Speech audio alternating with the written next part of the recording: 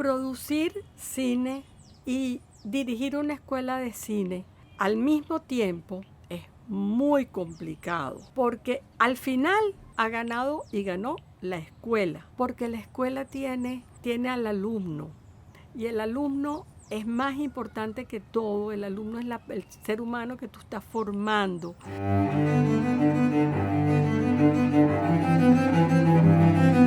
Voces del cine venezolano, una mirada crítica y reflexiva hacia el pasado de nuestro cine y un legado para las generaciones futuras en las voces de sus propios autores y protagonistas.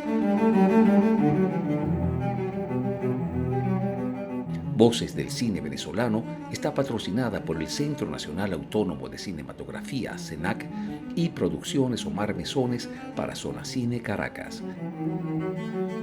Y para el episodio de hoy contamos con la presencia de nuestra invitada especial, María Cristina Capriles. Y como siempre, quien les habla, su anfitrión, Omar Mesones. El nombre de María Cristina Capriles ha estado vinculado desde hace muchos años a la actividad cinematográfica en Venezuela. Ha sido productora ejecutiva de La Boda, de Thelma Gurgelles, una de las películas más emblemáticas y significativas de nuestro cine. Sin embargo, quizás su labor más importante ha sido su rol como formadora de nuevos talentos a través de su escuela de cine, Escine TV, institución que acaba de cumplir 40 años de labor ininterrumpida, teniendo a María Cristina Capriles como fundadora y directora de este importantísimo proyecto de formación. María Cristina, bienvenida. Muchísimas gracias, Omar, por esta oportunidad de poder contar algo de lo que yo he hecho, de lo que me siento realmente orgullosa. Y que ha sido mucho, María Cristina. Yo estoy realmente impresionado con el currículum que me hiciste llegar. Hay muchísimas cosas que no tenía idea que habías hecho. Tienes una importante actividad como escritora, que creo que muchos no lo conocemos y que, bueno, esperemos que tengamos oportunidad de hablar un poco sobre esos aspectos. Pero mientras llegamos a ese punto, vamos a comenzar como solemos hacerlo ya en este programa y que tú conoces, que es remontarnos un poco en el pasado y que nos hables de cómo fue tu niñez y si ya en ese momento de alguna manera había algunos indicios de lo que sería tu posterior pasión por el cine y por las imágenes. ¿Cómo fue la niñez de María Cristina Capriles? Fue muy feliz. Tuve un hogar maravilloso. Mi papá y mamá fueron muy unidos. Nosotros fuimos 4 hermanos. Hace poco falleció una, pero todavía estamos 3. Y eran muy estrictos, demasiado. Yo, que era la mayor, sufrí mucho, porque yo era rebelde y no me dejaban. Hasta que a los 12 años allí empecé con una rebeldía mayor y hasta me mandaron interna a un colegio en el Canadá para que yo prácticamente una vez me fui sola para el cine con un grupito de amigos y se iban volviendo locos, mamá y papá buscándome. Es decir que, pero fue muy bien. Fui educada en colegio de monjas, colegio Nuestra Señora de Guadalupe, del que guardo excelentes recuerdos. Y allí me gradué de bachiller ya casada, pero en el Colegio Guadalupe, con uniforme casada, porque me casé muy joven, de 18 años. En la infancia te puedo decir algo. Había un programa de radio que se llamaba Frijolito y Robustiana. Y después se llamaba Eleuterio y Salustiana. A mí me encantaba. Total que yo escribí como una parodia y la representamos en el colegio. Yo fui la autora, era como una obrita de teatro que se caracterizó allí. O sea que pero yo no me daba cuenta me gustó. Yo estaba en todos los, que si había espectáculos en la escuela de 4, de lo que fuera, yo siempre estaba metida. Ballet, lo que hicieran en la escuela, yo participaba. Y pensando en todo esto, yo creo que ahí sí se van formando los líderes, la gente que organiza eventos, que promueve, que pone a los demás a trabajar, a hacer algo por una idea que viene un día. Bueno, íbamos al cine, todos los sábados era cine de matiné. en el cine Lido generalmente porque quedaba muy cerca de mi casa. Bajábamos todos los grupos, niños de allí, bajábamos a la matiné. Se compraban torontos, melcocha, o sea, los dulcitos. Había el dinero de la entrada y el dinero yo creo que hasta un bolívar y eso alcanzaba. Bueno, fue muy bien. En el colegio fui muy buena estudiante, entonces a veces me daban unas bandas que ponían, una vez por mes ponían unas bandas, excelencia, buena conducta, yo con un orgullo con mis bandas. Veíamos películas, mi papá compró una camarita de 8 milímetros, él grababa, nos llevó por Venezuela, yo conocí desde pequeña Canaima, Ferrominera del Orinoco, me acuerdo que me llevaron a ver todo por dentro, me parecía algo extraordinario. Bueno, allí ya tenía como 11 años, pero lo recuerdo como algo muy especial. O sea, muy bien, muy bien. ¿Y qué pasó con esa camarita de 8 milímetros? Ay, te la voy a mostrar, todavía funciona y tú le das y suena. Aquí la tengo, la exhibo en un estudio que tengo.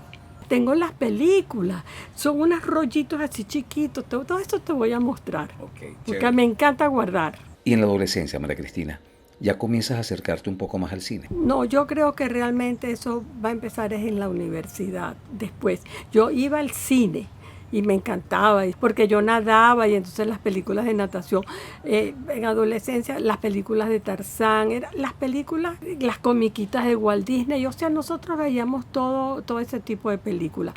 Pero no te voy a decir que, más bien era leer todos los cuentos para niños, historias, eso sí, Julio Verne, todo eso me encantaba. Pero no pensaba en el cine como producción ni como realización. Finalmente entras a la universidad y comienzas a hacer allí un gran periplo, comenzando por las escuelas de filosofía, luego pasas por derecho, estudios políticos y finalmente en educación, que es donde te gradúas con honores, con mención magna cum laude. ¿Qué buscabas? Primero es que ya me gustaba todo. Yo quería estudiar todas las carreras. Entonces, yo empecé estudiando filosofía, pero cuando tenía que estudiar el griego y eso ya me pareció que eso no era para mí, que eso requería demasiado tiempo, que para eso leía traducciones. Entonces me salí de filosofía. Pasé por sociología, ya yo estaba era como buscando qué me gustaba y me metí en sociología, sí me inscribí, duré un tiempo. Janeta Abuamat fue profesora mía, sí, Gasparini, que era buenísima. Y después era difícil estudiar, estaba en estado, problemas familiares de que no ir a la universidad, los niños. Entonces ese tipo de cosas me apartó un tiempo. Derecho, estudié Derecho, sí. Aprobé mi primer año, profesor Rafael Pisani, eso fue, para mí todavía, ¿cuál es mi mejor profesor de la universidad? Y yo digo Rafael Pisani. En derecho. En Derecho, no, en todo. Ese era un sabio. Aprender la filosofía del derecho expuesta por él, la introducción a la filosofía del derecho, eso te da unas bases para todo, una maravilla. Pero no pude seguir derecho por lo mismo. Yo creo que las mujeres tienen una etapa de la vida que es bonito si se casan tan jóvenes, que puedas disponer tu tiempo para tener su familia, pero después hay que volver a la universidad, que fue lo que hice.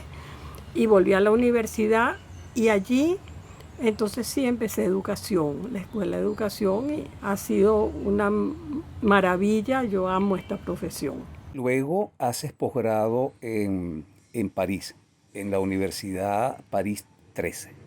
Sí, eso fue sumamente importante. Yo me acuerdo que me ofrecieron una beca, el Consejo Científico y Humanístico de la Universidad Central, por haber sido magna cum laude. Me toca, yo ni siquiera sabía que eso daban de premio una beca. Cuando lo supe un día, una de las muchachas del control de estudios, mira, tú tienes una beca. Y yo, ¿qué? Y yo me acuerdo que lo comenté con Telman, me están ofreciendo una beca. María Cristina, una beca no se rechaza nunca. Telman Urgelles. Sí, me dijo así. Entonces, yo no estaba buscando beca.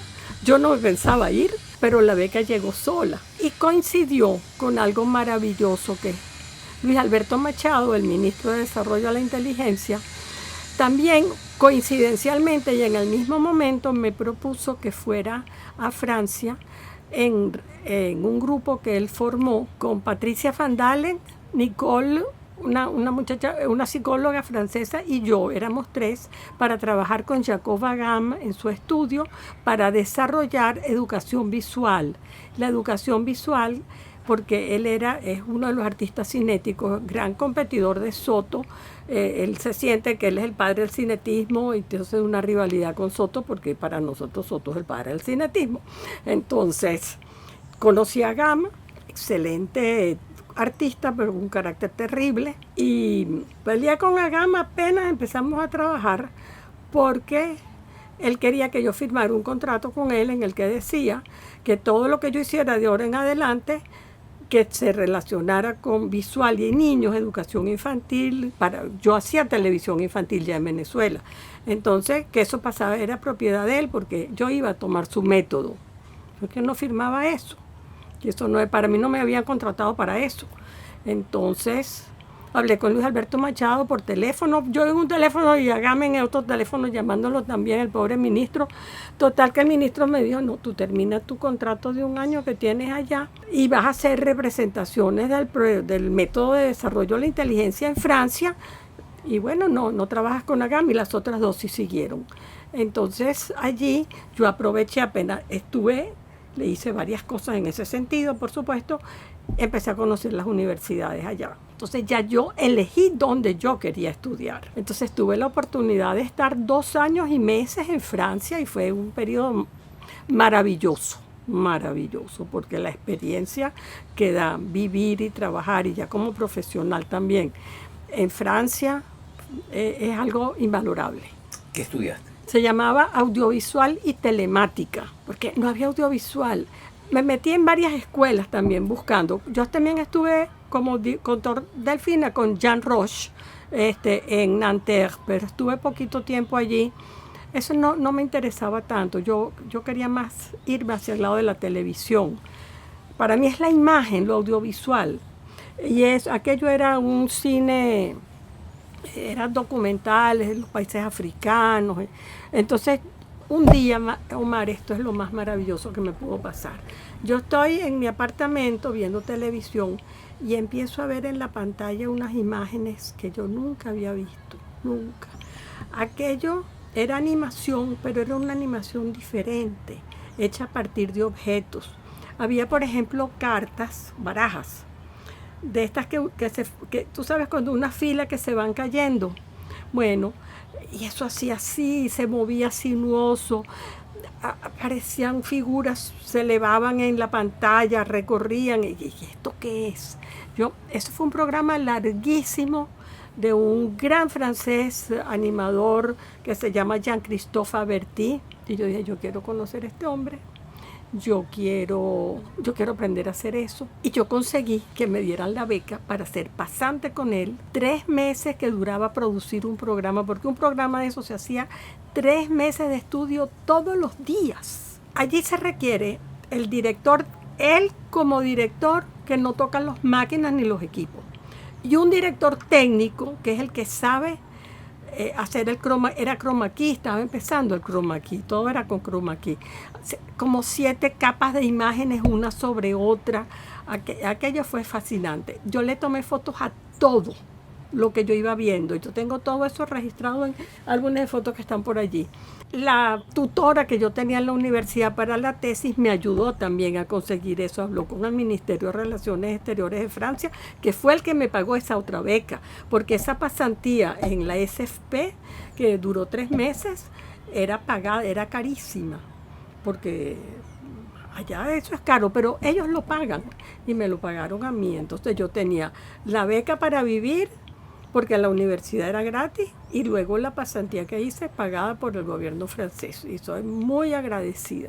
Eso es algo que me enriqueció para siempre y me hizo cambiar mi visión de hacia dónde iba el mundo. Entonces logré también meterme en el Instituto Nacional. Yo me metía en todo, en el Instituto Nacional Audiovisual de Francia. Allí pasé 5 meses también. La tutora de tesis me ayudaba a que me dieran entrada en todas esas partes. Entonces me dejaron entrar allí, realización de trucaje, que es esto mismo, trucaje, todo en video. Y lo de la telemática, vi las primeras máquinas de hacer animación por dibujos que empezaba en la noche. Un puntico aquí, en la mañana estaba acá. Estamos hablando del año 80. La tecnología estaba empezando a... las máquinas ocupaban un salón entero, grandísimas. Bueno, todo esto tuve la gran experiencia y por eso es que luego, con toda la gente que conocía allá, hice los simposios que hice en Venezuela porque ya tenía nexos. Tu tesis de grado fue sobre el Plan Nacional de Educación Extraescolar y Formación de la Población. Todavía lo tengo por allí, es un folleto gordote así de 300 páginas. Por eso es que yo entregué el cine. Entré porque yo quería hacer educar con imágenes, que se aprende mucho más rápido. Y era la televisión, no es como ahora que hay tantos medios. En aquel momento el medio ideal desde mi punto de vista, para educar era a través de la imagen, con los contenidos, los mensajes, con un sistema de valores bien definido, hacia dónde vamos, qué tipo de hombre queremos formar. Entonces el Plan Nacional que yo proponía de educación extraescolar era la educación que no se da normalmente en las escuelas, porque tienen un currículum con un pensum definido de materia académica, sino el aprendizaje de la vida, de los valores, del respeto, de la solidaridad, la convivencia, la honestidad, todo eso que fuera a través de imágenes, pero con mensajes muy recreativos, divertidos, infantiles, canciones, pero que en el fondo fueran formando una población para que creciera diferente. Por eso fue que empecé a aprender a cómo escribir guiones y me metí en el taller de Rebolledo, donde encontré que estaban en otra cosa. Ellos estaban en el mundo de la ficción y yo andaba con otras ideas, pero los instrumentos para escribirlo son los mismos. Entonces, por allí fue también que incursioné en esto. Allí conocí a todo ese grupo de jóvenes que eran 10 años menores que yo, más o menos, 8 o 10 años menores que yo, y me los encuentro con una fuerza increíble, tenían una fuerza, una energía, echados para adelante todos y con ideas grandiosas, haciendo cortometrajes, y yo quería hacer un programa infantil, pero los convencí. Telman y Alejandro y yo hicimos, junto con Osvaldo Lares, Los sueños de todos los niños, y después con mis amigos. ¿Quiénes eran esos jóvenes que estaban en ese taller? Allí estaba Carlos Aspurua, Jacobo Penso, Andrés Agusti, todos los... Tenana también estaba allí. Sí, también Luisa de la Vila estaba. Carlos Rebolledo era el conductor, pero allí los que hablaban eran los jóvenes. Y yo estaba para lo mío, que era diferente, pero era necesario porque el cine no es solo ficción, es documental, es animación, y todo lo que se da en televisión, todos los programas tienen su guión, entonces hay que saberlos hacer para que pase el mensaje que el guionista quiera ofrecer. Televisión educativa, María Cristina. Bajo ese concepto produces Los sueños de todos los niños. Todo lo que tenía que ver con comunicación me interesaba muchísimo. La educación y la comunicación para mí tienen que estar de la mano todo el tiempo. O sea, ser comunicador es ser educador y ser educador es ser comunicador. Yo entonces quería programas infantiles, yo quería hacer infantiles y mi meta era hacer un programa infantil para empezar sembrando allí los valores. Y lo hicimos con dos de los miembros de ese taller de Rebolledo, que fueron Alejandro García, Telman Urgelles y yo. Creamos Los sueños de todos los niños y se hizo un piloto en el año 78, más o 77, más o menos, en el canal 8 se hizo ese piloto. Me dieron unas cartas para que yo consiguiera el patrocinio. ¿Tú qué iba a conseguir yo patrocinio? Cuando ahora tú haces todo por internet, pero 6 cartas para que yo llevara 6 sitios distintos. Total que no se consiguió el financiamiento para hacer Los sueños de todos los niños. En el año 1979 diriges la revista infantil Con mis amigos, con guión de Telman Urgelles. Después Con mis amigos fue una revista muy larga, de 30 capítulos de media hora de televisión, Entonces yo era la productora de eso y trabajábamos bien. Yo soy muy organizada, muy superviso todo, todos los detalles, todo hay que hacerlo, el control y al mismo tiempo participando con todos, apreciando el arte de cada uno, porque hay muchos directores, el respeto por el vestuarista, por el actor, el respeto por todo. Ahí sí que investigué. ¿Y sabes lo bonito? Que como yo estudié educación en la parte de planificación de la educación, planificación que es la organización y la tecnología educativa también, yo empecé a aplicar todos esos conocimientos, la parte teórica de la planificación aplicada a la producción, porque para producir hay que planificar, hay que organizar, hay que hacer presupuesto, cronogramas, organigramas, todo eso. Entonces simplemente yo lo fui adaptando de uno al otro y conocí que había contabilidad de costos, que ni tenía idea, busqué a un contador, hicimos los presupuestos de una serie de 26 capítulos, que era medio año, que eso es. Las series eran de o 52 semanas al año, o 26, o 13, esa es la manera como estaba yo enfocada hacia la televisión educativa, pero recreativa, y con muchas canciones. Grabamos música, se hicieron muchas cosas. Luego de toda esta experiencia previa produciendo televisión educativa para niños, en el año 1980 eres la productora ejecutiva del largometraje La Boda, de Thelma Gurgelles. Fue una grandísima experiencia, fue fortísimo. Su trabajo era de 6, o yo creo que fue al final como 8 semanas. Las contrataciones de todas las personas que Thelman elegía todo. La parte mía era más que todo de oficina, de organización, de llevar los pagos. Me acuerdo lo terrible que era los pagos los días los viernes, ir al banco y salir con una cartera inmensa llena de billetes para empezar a distribuir los sobrecitos para cada uno de los técnicos, la comida, organizar las comidas, las actrices que querían dieta vegetariana, las que no querían esto de la comida. O sea, yo allí sí aprendí ese tipo de detalles pequeños que no tenía idea, porque en el cine son muy exigentes en todos esos detalles. Y se nos acabó el dinero en la 4ª semana. ¿Cómo buscar más dinero? Se buscó el dinero, se consiguió. O sea, hay que resolver problemas grandes, los problemas de la logística, los traslados, con el fotógrafo también. Estamos hablando del año 80, allí problemas de que si el fotógrafo es fotógrafo con cámara, fotógrafo sin cámara, de quién es la foto. Entonces aprendí mucho, y luego todo eso que yo aprendí, guardo siempre los documentos, me sirvió para preparar las planillas de producción que adapté para la Escuela de Cine y Televisión, para enseñar a los estudiantes a organizarse y planificar previamente en utilería, en escenografía, en locaciones, en todos los aspectos que hay que cubrir para hacer una producción. Año 1983. Fundas la Escuela de Cine, mejor conocida por todos nosotros como la Escuela de Cine de María Cristina Capriles, una de las instituciones que ha tenido mayor impacto en la formación no solamente de cineastas, sino también de técnicos cinematográficos.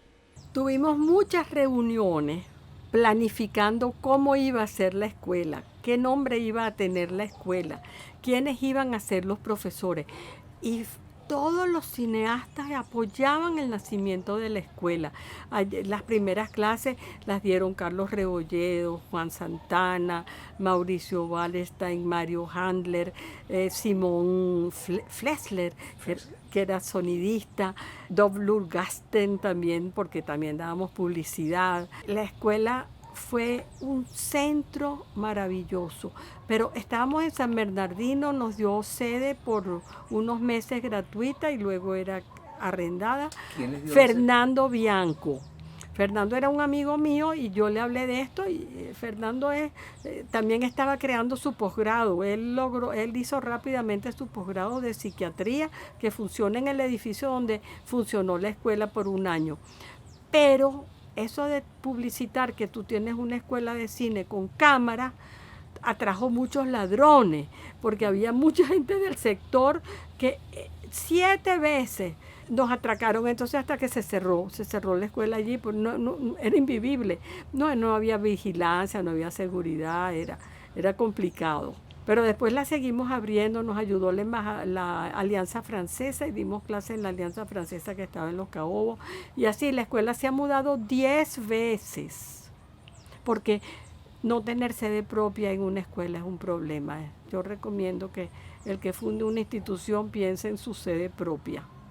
Producir cine y programas de televisión, o sea, producir audiovisual y dirigir una escuela de cine al mismo tiempo es muy complicado, porque al final ha ganado y ganó la escuela, porque la escuela tiene al alumno, y el alumno es más importante que todo. El alumno es el ser humano que tú estás formando, que pone su confianza en ti, en que tú lo vas a llevar hasta su graduación. Entonces una escuela no se puede cerrar. Una escuela no se puede cerrar nunca. Y el que es propietario, creador o fundador de una escuela puede buscar un director, pero ese director para tener tiempo libre y poder producir.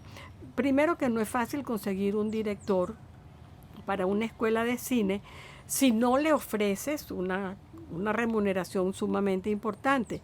Y esta escuela que yo he tenido ha sido una escuela modesta, siempre hemos mantenido precios más o menos modestos, y las personas les ha costado y les cuesta pagar los estudios, porque no tiene subvención del Estado ni de ninguna institución ni fundación.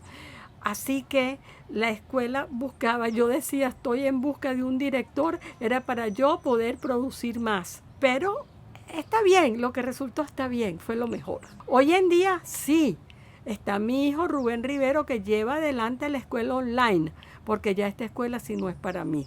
La escuela online es otra metodología y son otros tiempos, y ahora yo estoy más libre para producir. Ya tengo planes de nuevas producciones. María Cristina, la escuela creo que se ha caracterizado por haber aprendido a superar muchísimas dificultades a lo largo de toda su trayectoria. Como tú lo acabas de decir hace poco, se tuvo 10 sedes durante estos 40 años. Pero además de eso, la escuela tuvo que enfrentar el duro embate de la pandemia en el año 2020, el COVID-19. ¿Qué ocurrió durante ese año? ¿Cómo logró la escuela sobrevivir a ese golpe tan fuerte? ¿Y de qué manera, qué caminos ha tomado a partir de ese momento? A nosotros nos afectó mucho la pandemia, pero la pandemia no tiene la culpa totalmente de las dificultades finales de la escuela cuando estábamos en la sede de Los Caobos, en el edificio Cámara de Comercio, donde teníamos un piso entero de más de 300 metros, ya teníamos estudio de televisión, una excelente biblioteca, porque la crisis económica del país ya venía golpeando muy fuerte, no solo a la escuela, sino a muchísimas instituciones. Esta crisis económica, ¿en qué redundaba? En que no hubo más becas, en que no hubo más apoyos, en que el poder adquisitivo de la población había disminuido, en que los jóvenes ya se estaban yendo del país. Entonces fueron disminuyendo el número de alumnos. Paralelo a eso, simultáneo, llega la pandemia. Los alquileres del local eran muy elevados y los habían ido subiendo. Felizmente yo avisé que nosotros no podíamos seguir. Nos dieron un tiempo largo, tranquilo, en que solamente pagábamos el condominio y no el alquiler, pero eso fue por un tiempo, una ayuda, y la escuela se tenía que mudar de ese sitio. No podía mantener la sede. Entonces, con Vilma Ramia, que generosamente nos ofreció a un precio muy irrisorio un espacio para que la escuela pasara digamos, como una especie de convenio con ellos en el Ateneo. Estamos en esa sede nueva en el Ateneo como sede, digamos, fiscal. Pero realmente la escuela sí, a esto se debe a mi hijo Rubén. Allí sí consiguió la escuela, aunque él no sea director titular, pero es el verdadero director de la escuela online. Él lleva adelante. En la escuela una vez dimos talleres de Cisco. Fuimos Cisco Academy en la Escuela de Cine y Televisión buscando otras alternativas que lo manejó Rubén. Entonces él sabía muy bien cómo, él es matemático, cómo organizó en menos de 15 días la escuela pasó de ser presencial a online. Todo el contrato con Google, Classroom, la cantidad de aplicaciones que hay que conocer. Entonces allí ya yo me quedé rezagada. Ya entro y veo y sé cómo es, pero esa ya no es la escuela. Yo me quedo con mi escuela de los primeros años, de lo tradicional, y ahora la maneja él. Y ahora que la escuela es virtual, María Cristina, los alumnos de dónde provienen, dónde viven. Alumnos de la escuela presencial, 2 que se fueron para España con su familia, estudian desde España. Un alumno tenemos en Brasil, es venezolano, creo que es de Barquisimeto. No había estudiado en mi escuela, pero lo recomendó Cieca, que está en Barquisimeto, que estaba esta escuela online. Es decir, nosotros estamos abriendo un mercado nuevo, diferente. Los alumnos de hoy de la escuela son de Maturín, de Puerto Ordaz, de Cumaná. Hay una muchacha de Cumaná que es genial las cosas que está haciendo en video, increíble. Es otra manera de estudiar. Los profesores han tenido que aprender. Los de más edad les cuesta mucho trabajo, muchísimo. Rubén les tiene que explicar 100 veces, pero tiene paciencia y se los explica cómo tienen que hacer. Entonces la escuela está online y esperemos que pronto sea más conocida en diversos países para aumentar el número de estudiantes. O sea que nos afectó el COVID, sí, nos afectó muchísimo, pero la escuela está viva. La magia del gato mimo. La magia del gato mimo se llama el proyecto Mimo. Allí hay mucha autoría de Alejandro García Pérez, quien falleció. Él concibió este gato mimo, él tenía ideas increíbles, era una explosión de creación en ideas todo el tiempo. Y yo era la que las podía poner en práctica, porque hay personas que son muy creativas y entonces te explotan de ideas, pero después, ¿cómo las realizan? Entonces, María Cristina podía organizarlo. Y se hicieron, pero como yo quería hacer televisión y él quería hacer cine, entonces se hicieron 2 adaptaciones más o menos con el mismo personaje, un corto en 35 milímetros de 15 minutos, que ahora lo digitalicé y quedó bien, y un cortometraje de 20 y tantos minutos para televisión. Año 1992, diriges Macuro. Macuro, Tierra de Gracia, es un documental que marcó mi vida. Yo fui a conocer a Macuro por conocer un sitio de Venezuela. Yo estaba casada con un francés y como francés le encantaba meterse por todos los rincones y terminé de conocer, mi papá ya me había enseñado el país, pero con René Pierre conocí muchísimo más. Fuimos a Macuro y aquello fue fascinante y conocimos a la gente, yo siempre hablo con la gente. Y yo empecé a filmar, pero cuando yo empecé a traerte como un recuerdo de un viaje, pero que va, eso fue, terminé haciendo un documental en donde hay como 7 partes. Está la alimentación, qué comen en Macuro, cómo cocinan, cómo es la agricultura y la ganadería en Macuro, cómo es la escuela, cómo es la salud, las maestras, quiénes son las maestras, cómo viven los niños. Entonces, conocí a la gente poco a poco. Terminé siendo la madrina de Nelson Cedeño, un niñito de Macuro al que le regalé una carretilla roja y después él se vino a Caracas conmigo, la mamá me lo dio para que yo lo educara.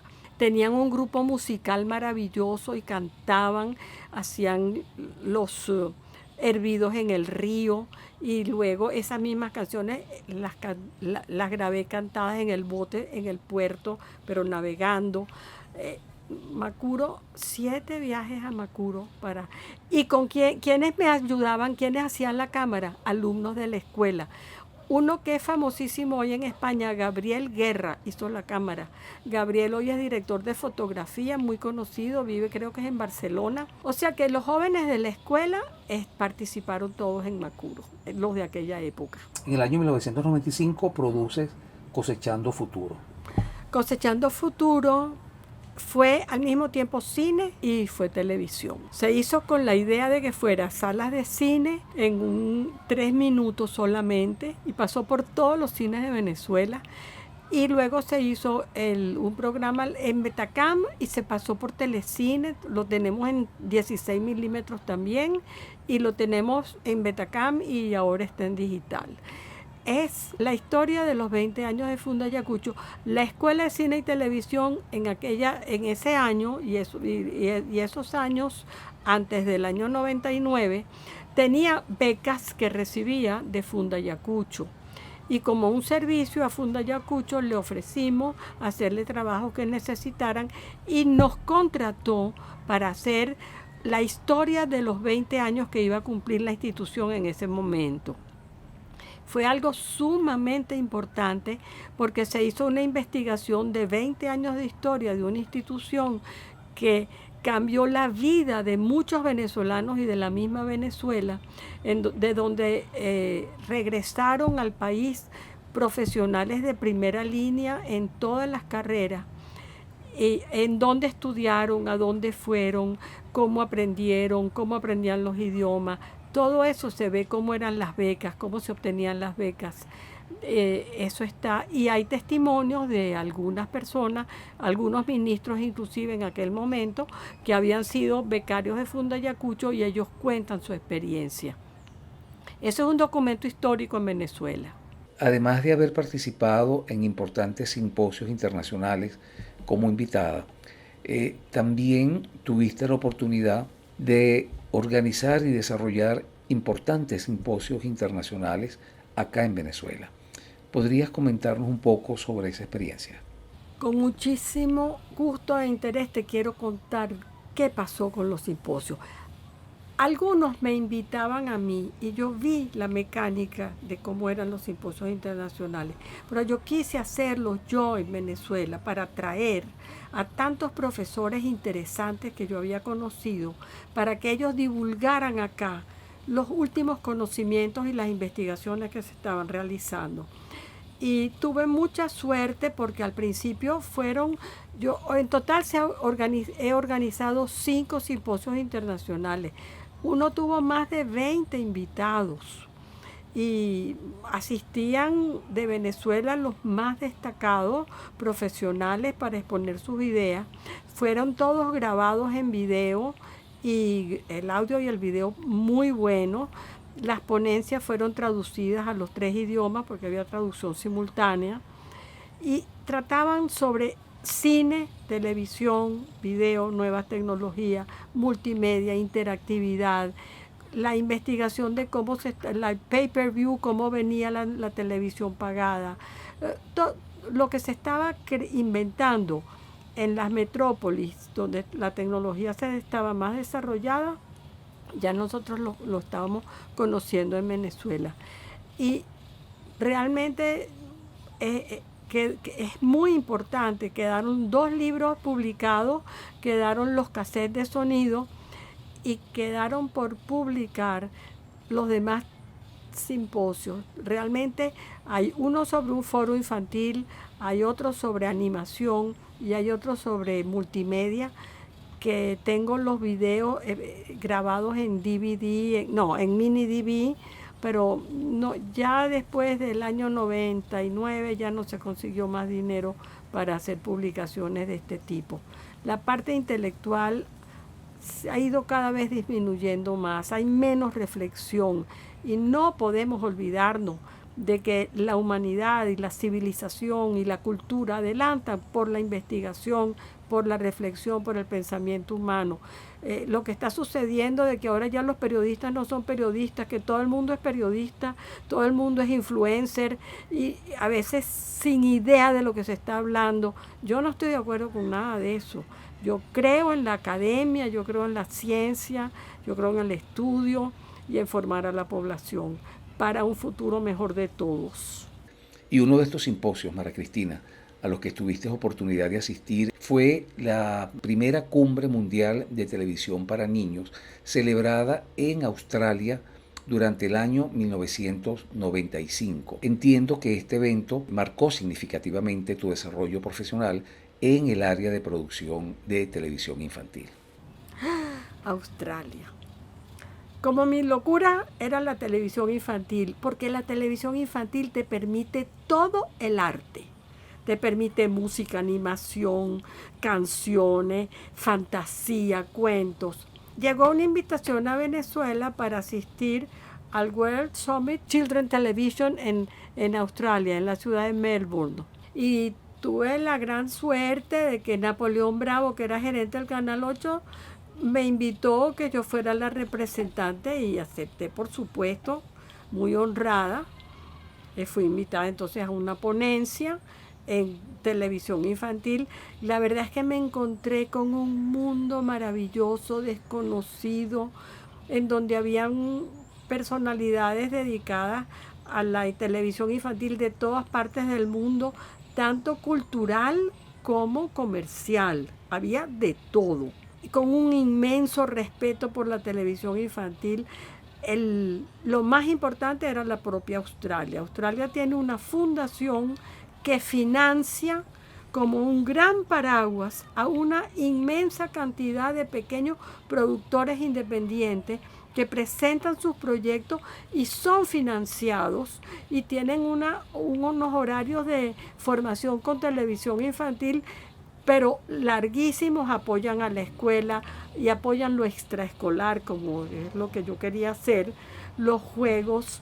Traje cantidad de programas y realmente conocí gente muy importante que inclusive invité a una de la India, que nos hicimos muy buenas amigas, que tenía programas de televisión en la India, infantiles, y vino al foro infantil que yo organicé en Venezuela sobre esa temática.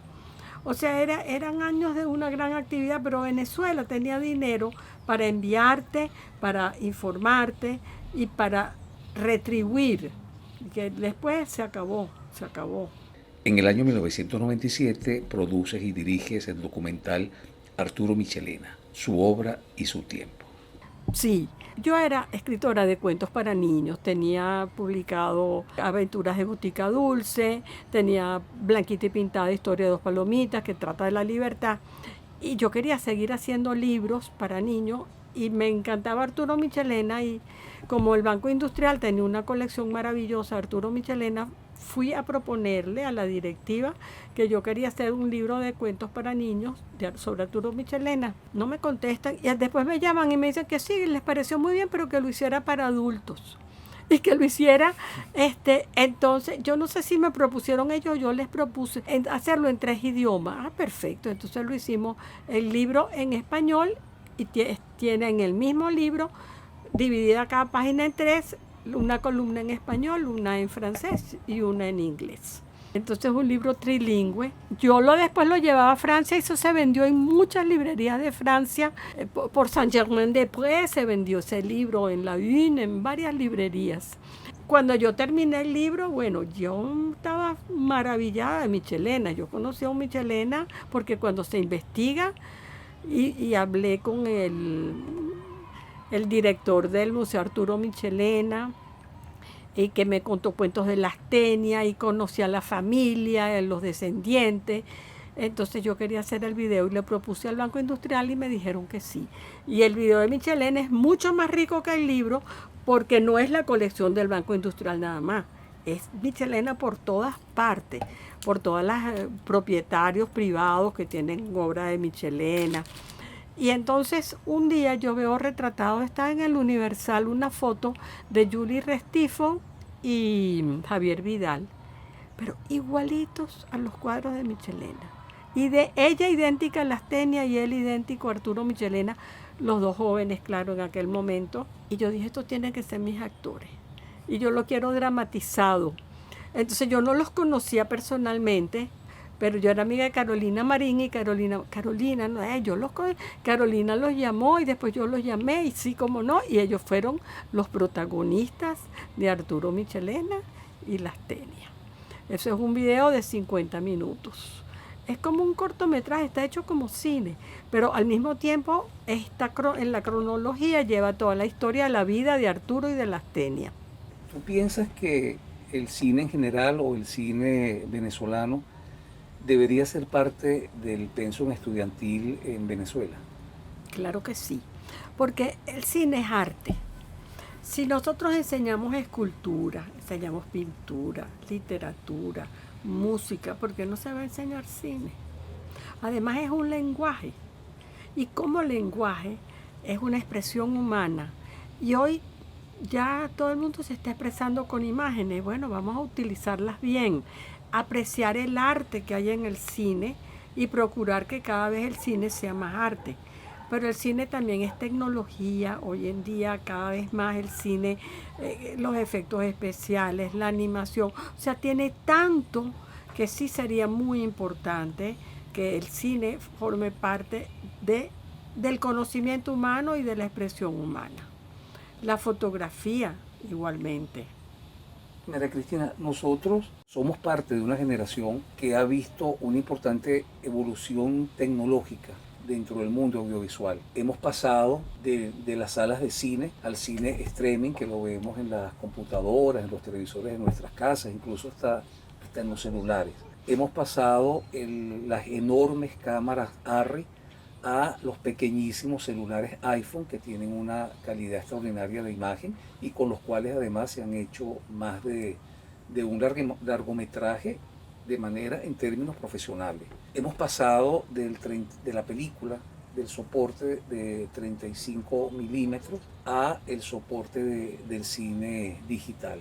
¿Qué crees tú que ha habido de bueno y de malo con todos estos cambios? ¿Qué piensas tú que hemos ganado y que hemos perdido? Interesante la pregunta. Yo creo que hemos ganado, porque es una revolución tecnológica lo que ha sucedido. La hemos vivido, la hemos ido viendo. Los resultados es que se democratizó, si podemos usar esa palabra, el cine como producción, porque ahora todos podemos, con un teléfono, como tú dices, hacer cine. Todos. Entonces, en ese sentido, mayor número de seres humanos pueden disfrutar de la imagen, de enviar un mensaje, de comunicarse. Yo creo que es positivo, yo no creo que hemos perdido nada, no. Aunque el placer sí, cuando nosotros nos reuníamos con amigos e íbamos a ver una película y se preparaba tal día, vamos a ir a ver tal película, el estreno en tal cine, eso ya es menos frecuente, muy poco frecuente.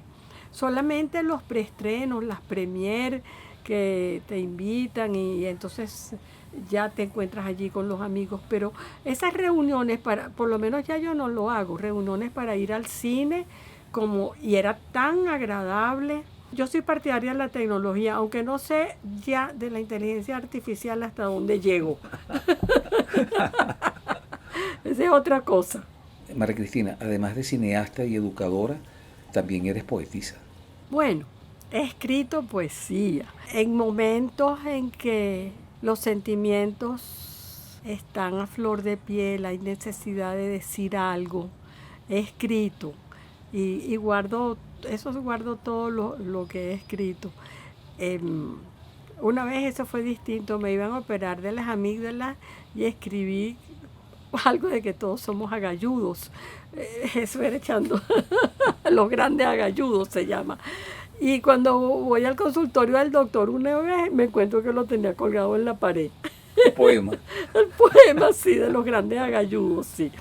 No, pero reflexivos, de amor, de sentimientos.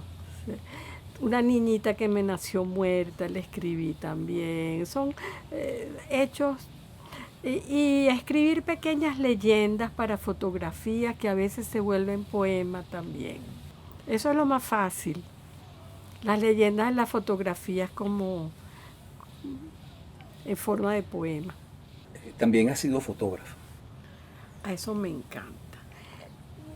Toda la vida desde chiquitica, y cuando me dejaron interna en Canadá a los 12 años, me regalaron una camarita Kodak de aquellas que eran cuadraditas que parecían dado.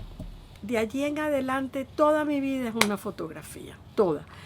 Pero cuando me compré Alejandro García, él fue después a estudiar en Londres, y yo lo fui a visitar, estaba él con Marlene y su niña, y me llevó a comprarme mi mejor cámara.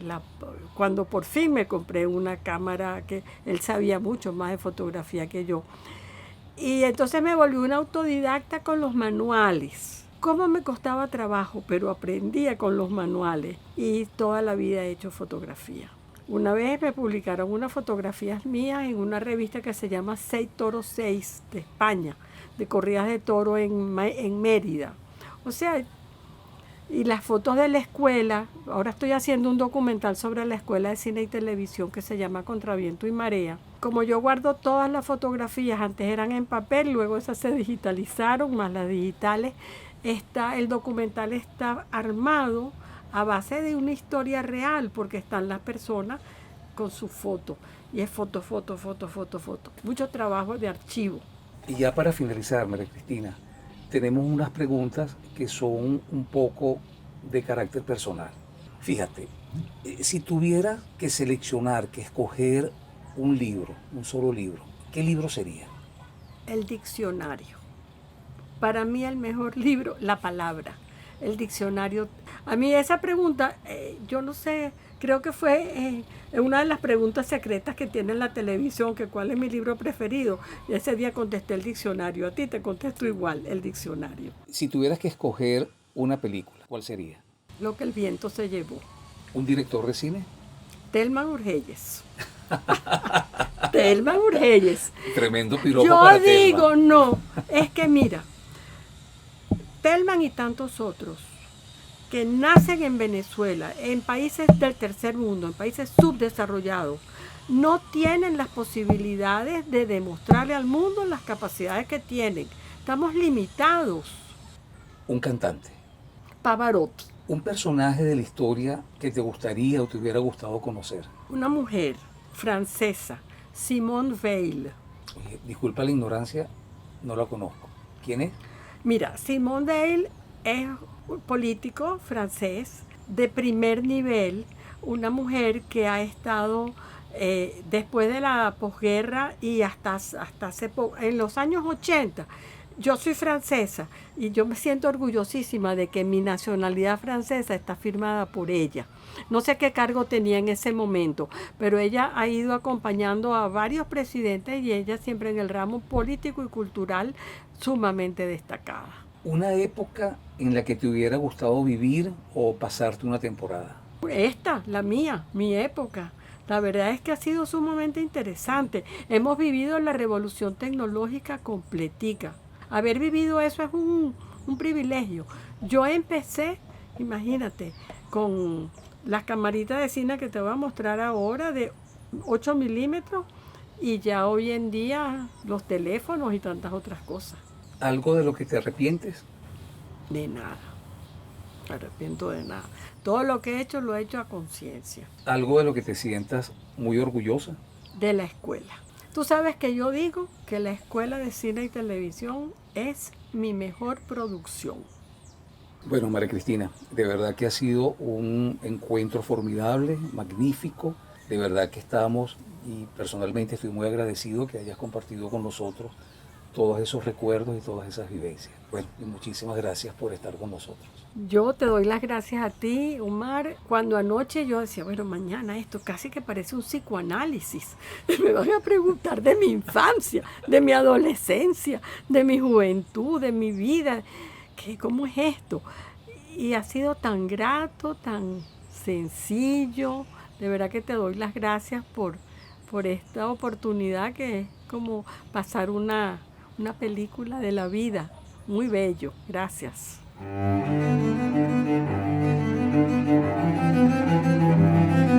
Voces del cine venezolano, una mirada crítica y reflexiva hacia el pasado de nuestro cine y un legado para las generaciones futuras en las voces de sus propios autores y protagonistas.